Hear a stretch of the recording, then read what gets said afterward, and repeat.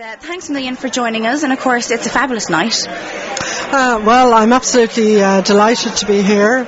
I was delighted to hear people mentioning Michael D's involvement because the genesis, I suppose, of this project was people may remember there's a lot of controversy about zoning and rezoning in Dublin West, and when the town centre was to be developed there was an enormous political controversy, subject of many tribunals and so on subsequently, and there was a new managing director in Green Property Company, Stephen Vernon, who is happily here tonight and I think is still involved in the board.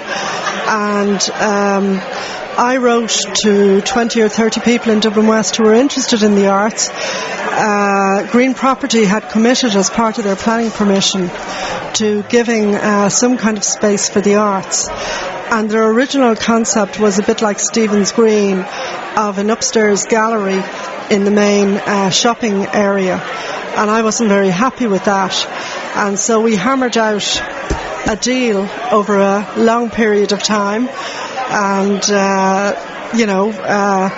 I think the then county manager wasn't very happy about that.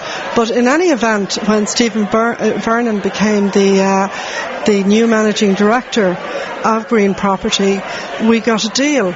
And I was a Minister of State then, so I basically wrote to people involved in the community and in the arts in Dublin 15.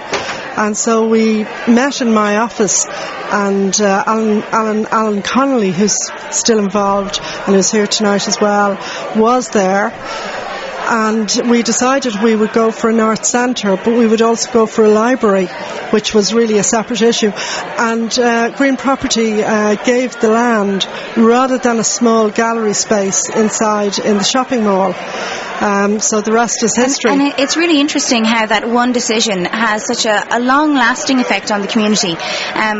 For someone like me coming new to Dublin 15 to have this amazing facility here, you know what I mean, for people 10 years ago to be thinking about this, and even before 10 years to be thinking about this. Well, the secret is probably in the name. Blanchardstown is Blanchardstown Town Centre. Yes. It's not a shopping centre. So that was the distinction, that there would have to be spaces in the development that would be devoted to something other than simply shopping, and that's been really successful.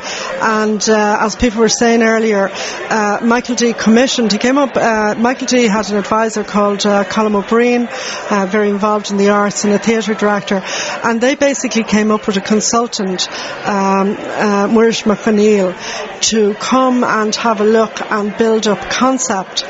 And that's how the kind of multi-centred theatre, the gallery space and the library are kind of in the one campus. That's it, and it's really interesting that so much goes on here, everything from musicals to opera to lunchtime shows to the film club that's here once a month.